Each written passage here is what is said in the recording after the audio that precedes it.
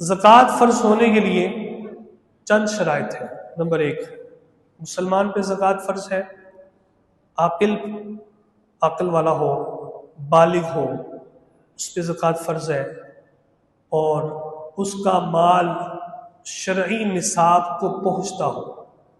शरई निसाब 52.5 तोला चांदी या 7.5 तोला सोना, इस पे ज़कात फ़र्ज है। जिस शख्स के पास कुछ बैंक बैलेंस है, कुछ उसके पास इन्वेस्ट है, कारोबारी माल तिजारत है और उसके पास घर में कुछ ऐसा सामान पड़ा है जो पूरा साल उसने इस्तेमाल नहीं किया, हाजत असलिया से ज्यादा है, अब इन सबको जमा करे तो 52.5 तोला चांदी की जो मालियत है मौजूदा दौर में, आज के दिन में आपके पास इतनी मालियत मौजूद होगी, उस शख्स पे ज़कात अदा करना जरूरी हो जाएगा, ज़कात वाजिब हो। अब इसमें एक और शर्त है, निसाब पर पूरा एक कमरी साल गुजर जाए। इस्लामी कैलेंडर के हिसाब से देखा जाएगा, एक शख्स गुज़िश्ता रमज़ान, यकम रमज़ान को उसके पास इतनी मालियत आई कि वो साहिब निसाब हो गया। साहिब निसाब समझ आ गई है ना जी?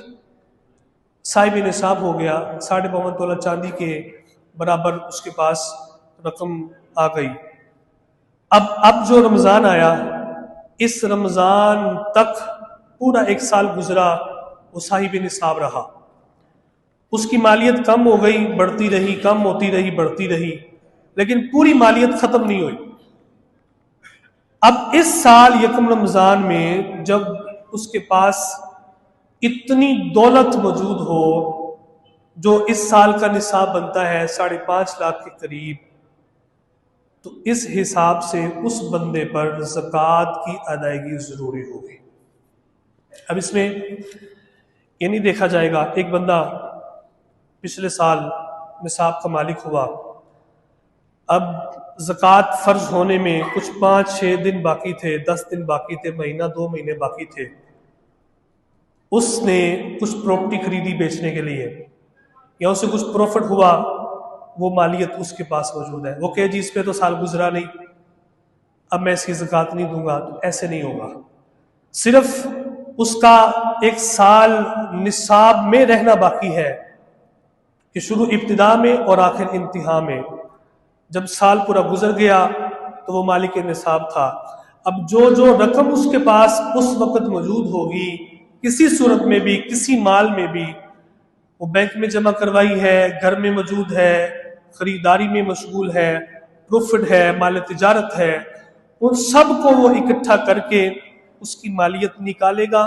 अगर वो मकरूज है अपने कर्ज की रकम को उसमें से माइनस करेगा, बाकी जो बचेगी उस सब पे ज़कात अदा करेगा।